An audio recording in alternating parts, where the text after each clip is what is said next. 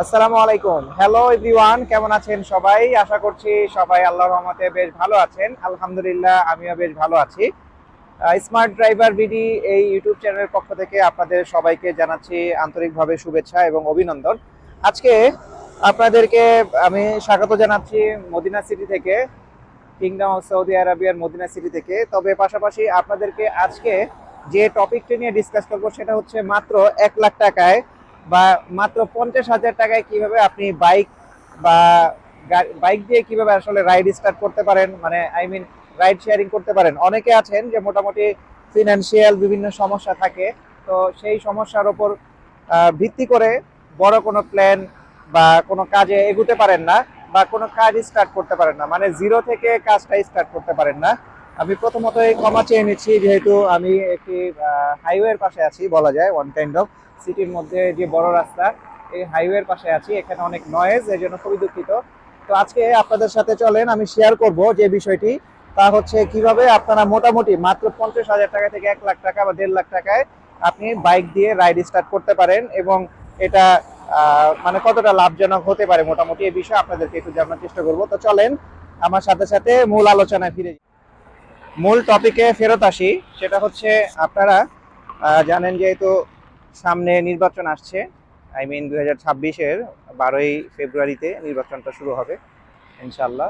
তো সেই ক্ষেত্রে দেশের পরিস্থিতি আমরা যেগুলো ইতিপূর্বে, মানে ইতিপূর্বে যে নির্বাচনগুলো হয়েছিল 15-16 বছর আগে বা তারও আগে, সেই ক্ষেত্রে আমরা কিন্তু দেখেছি যে অনেক ক্ষেত্রে বিভিন্ন অস্থিরতা বা ইত্যাদি বিরাজ করে। তো সেক্ষেত্রে দেখা যাচ্ছে অনেকেই বড় কোনো টাকা ইনভেস্ট করাটা মানে রিস্কি মনে করেন। তো আমিও যদি সেই প্রেক্ষাপটকে একটু মানে পার্সেন্টেজে ধরে নেই যে তার সম্ভাবনা আছে, তাহলে তার উপর ভিত্তি করে বলবো যে আপনারা ছোট পরিসরে বা ছোট অ্যামাউন্ট ইনভেস্টমেন্ট করুন, সেটা আপনার জন্য অনেকটা সহজ হতে পারে। এখন এটা কিভাবে, এখন অনেকের আপনার এই প্রশ্নটা আসতে পারে, ভাই ইতিপূর্বে তো আপনি আমাদেরকে গাড়ি দিয়ে রাইড শেয়ারিং এর উবার, পাঠাও অথবা ইনড্রাইভ অথবা অন্য কোনো রাইড শেয়ারিং অ্যাপসগুলো যেগুলো আছে, আরও গাড়ি বুক আছে, লালা মুভ আছে, এগুলোর মাধ্যমে আপনার রাইড শেয়ারিং এর কথাগুলো বা মত পরামর্শ আমাদেরকে দিয়েছেন।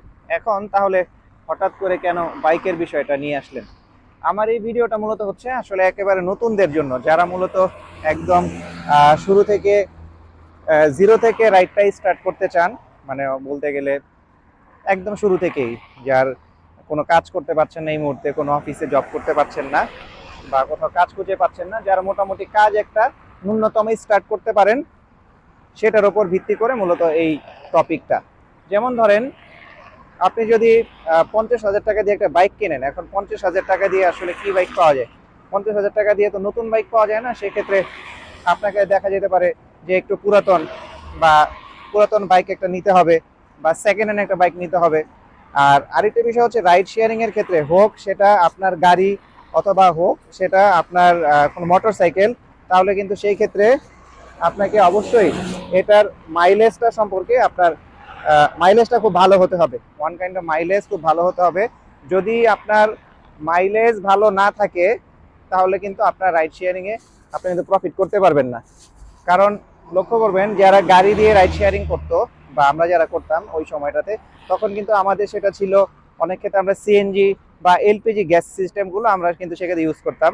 তো সেক্ষেত্রে আমাদের কিন্তু বাইকের ক্ষেত্রে তার এই অবস্থাটা নাই। এখন বাইকের ক্ষেত্রে যেটা করতে হবে, আপনাকে দেখতে হবে কম তেল খায়, সহজ কথায় কম তেল খায় এমন একটা আপনাকে যানবাহন কিনতে হবে। তো চলেন কি কি কম বাজেটের মধ্যে আপনার কম তেল খায় এমন কিছু বাইক আছে কিনা আমরা একটু চিন্তা করে আপনাদেরকে জানাই। কম তেল ফুয়েল সাশ্রয়ী যেটা আছে, ফুয়েল কম খায়, যেমন হিরোর বাইকগুলো সবার আগে আপনারা একটা চয়েসে রাখতে পারেন।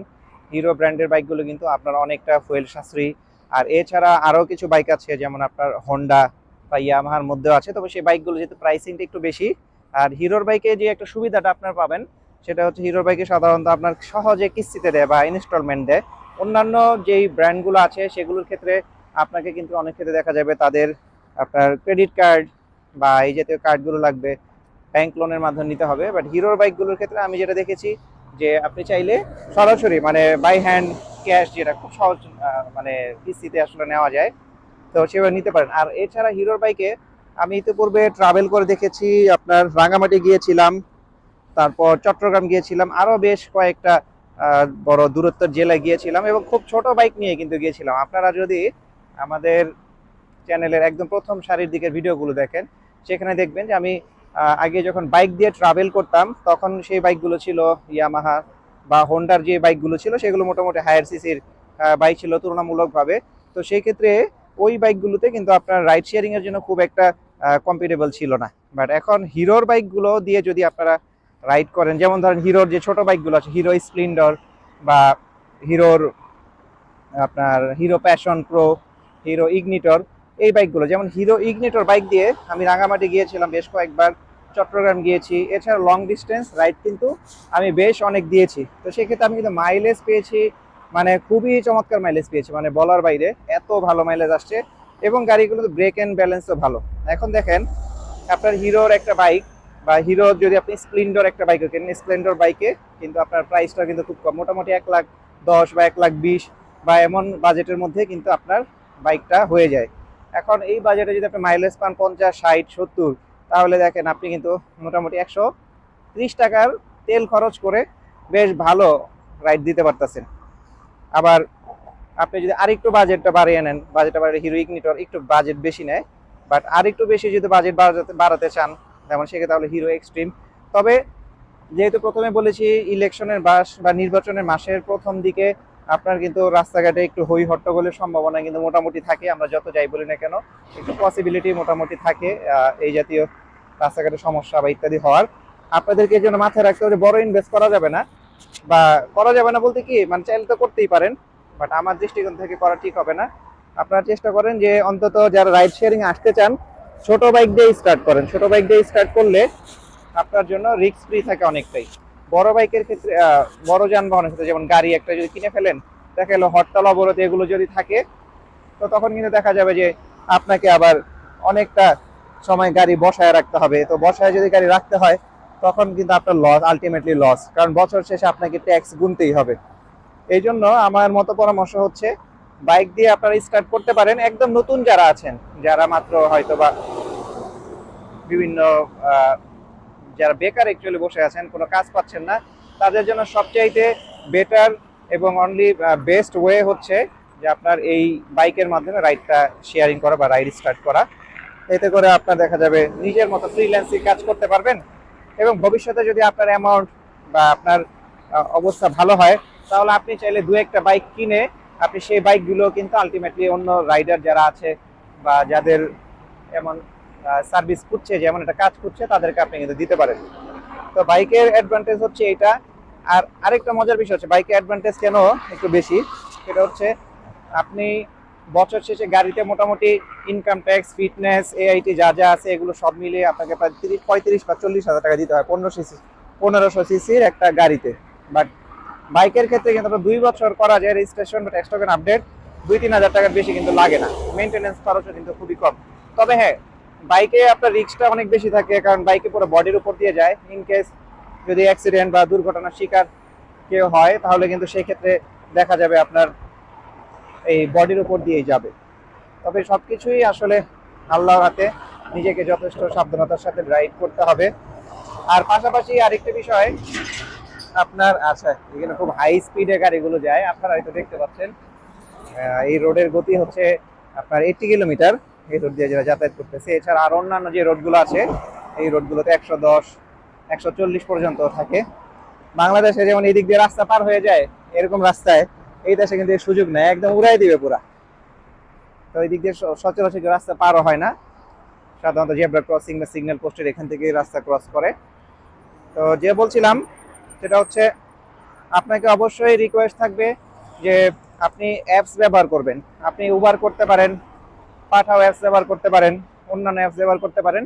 তবে রিকোয়েস্ট থাকবে যে অন্যান্য রাইডাররা যেমন যে খ্যাপ ট্যাপের রাইড টাইড দেয় রাস্তায় ডেকে ডেকে, এগুলো হ্যারাসমেন্ট করা যাবে না। আমি নিজে এরকম হ্যারাসমেন্টের শিকার হই অনেক সময়। দেখা যায় সিম্পলি আমি এরকম রাস্তা পার হতে যাই, এখানে দাঁড়িয়ে আছি, তো বাইক এসে একটু পর জিজ্ঞেস করে কই যাবেন কই যাবেন ইত্যাদি ইত্যাদি। তো এটা কিন্তু খুবই মানে বিরক্তিকর এবং পেইনফুল। সুতরাং এই কাজগুলো আমরা আসলে কেউ করবো না বা আপনারা করবেন না, আমরা রিকোয়েস্ট করবো যারা রাইড শেয়ারিং করবেন এটার স্ট্যান্ডার্ডটা আপনারা একটু বজায় রাখেন এবং সেই স্ট্যান্ডার্ড অনুযায়ী আপনারা চেষ্টা করেন যে অ্যাপের মাধ্যমে কাস্টমারদেরকে নিয়ে নেওয়া। বিদেশি বাচ্চারা যাচ্ছে অনেকেই। আচ্ছা, এই জায়গাটা একটু দেখাই আপনাদেরকে। নর্মালি যদি এই জায়গাটা আমি একটু, এটা হচ্ছে তুর্কি রেলওয়ে, মানে ওই সময়কার, এটাকে তুর্কি রেলওয়ে স্টেশন নামে পরিচিত বলে, এমনটাই। বেশ সুন্দর একটি জায়গা। তো আমাদের বাসাটা হচ্ছে এইদিকে, এই সাইডে। আর মদিনাতুল মুনাওয়ারা হচ্ছে একদম এই সাইডটিতে। আজকে আকাশ অনেক মেঘলা, যার ফলে অনেক দূর পর্যন্ত ভিজিবিলিটি পাচ্ছে না। যেহেতু মদিনাতে আসছি, আপনাদেরকে এর নিয়ে অনেক ভিডিও দেওয়ার চেষ্টা করছি টুকটাক, যেগুলো যদিও আমাদের চ্যানেলের সাথে এগুলো সামঞ্জস্যপূর্ণ না, তারপরও যেহেতু ট্রান্সপোর্ট লাইনের কিছু টপিক বা সাবজেক্ট যখন আমি পাই, এগুলো আপনাদেরকে জানানোর চেষ্টা করি। আচ্ছা, এটা কিন্তু ক্রসিং এরই জায়গা, খুবই অ্যাটেন্টিভলি এই জায়গাটা ক্রসিং করতে হয়। ভিডিও বড় হয়ে যাচ্ছে। এরপর আপনাদের কারো যদি জিজ্ঞাসা থাকে যে ভাই আমি কোন বাইকটা নিতে পারি, এক্স্যাক্টলি বাইকটার প্রাইস কত, এটা নিয়ে আমাকে জানাতে পারেন, কমেন্টস করতে পারেন। আমি চেষ্টা করব আপনাদেরকে এটা নিয়ে ইনফরমেশনগুলো প্রোভাইড করার। আর যদি আপনারা হিসাব জানতে চান যে কেমন কি, তাহলে আপনাদেরকে একটু অপেক্ষা করতে হবে আমার সাথে। এবং এই জন্য অপেক্ষা করতে হবে কারণ আশা করছি ইনশাল্লাহ খুব শীঘ্রই, এতদিন আপনারা যে গাড়ি নিয়ে আমার সাথে রাইডের ভিডিওগুলো দেখেছেন, আপনারা আশা করি খুব শীঘ্রই আমার সাথে বাইকের সাথে সেই রাইডের ভিডিও বা আর্নিং এর যে ভিডিওগুলো আছে সেগুলো দেখতে পাবেন। তবে এখনো যেহেতু আমি মদিনাতে আছি, আশা করছি ইনশাআল্লাহ বাংলাদেশে ফিরে আপনাদেরকে আমি এর আপডেট জানানোর বা দেওয়ার চেষ্টা করব।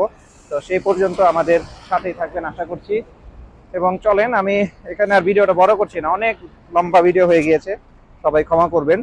এবং অবশ্যই মতামত জানান যে বাইক রিলেটেড রাইড শেয়ারিং এর ভিডিও টপিক আপনারা চান কিনা, তাহলে সেখান থেকে আপনাদেরকে জানাবো যে মূলত 1 লিটার তেলে বা কতটুকু আপনার ফুয়েল নেওয়া যায় এবং কতটুকু ফুয়েলে আপনার কতটুকু মাইলেজ পাচ্ছেন, এই বিষয়গুলো পাওয়া যায়। এখানে সবাই অনেক ফ্রেন্ডলি, দেখলে একটু ডাকাডাকি করে দোকানের মানুষজন আছে। এখানে গ্যারেজের বাইকগুলো পার্ক করা। তো এখানে শেষ করছি। সবাই ভালো থাকেন এবং সুস্থ থাকেন, আর মতামত জানান কে কোথা থেকে দেখছেন, মতামত জানান। আর টপ কন্ট্রিবিউটর বা কমেন্টর যারা আছেন তাদেরকে ধন্যবাদ জানাচ্ছি। প্রিয় ওসমান মৃধা ভাইকে ধন্যবাদ জানাচ্ছি, রেজা ভাইকে, আমাদের সাথে ফ্লাইটে আসছিলেন রেজা ভাইকে ধন্যবাদ, মেহেদি পলাশ, আর এছাড়াও আরো অনেকেই আছেন তারা আমাদেরকে নিয়মিতভাবে কমেন্ট করছেন, সবাইকে ধন্যবাদ জানাচ্ছি। স্মার্ট ড্রাইভার বিডি এই চ্যানেলের পক্ষ থেকে সবাই ভালো থাকবেন, সুস্থ থাকবেন এবং ভিডিওটি শেয়ার করে দিবেন। তো এখানে শেষ করছি, আল্লাহর রহমতে সবাই ভালো থাকেন। আসসালামু আলাইকুম।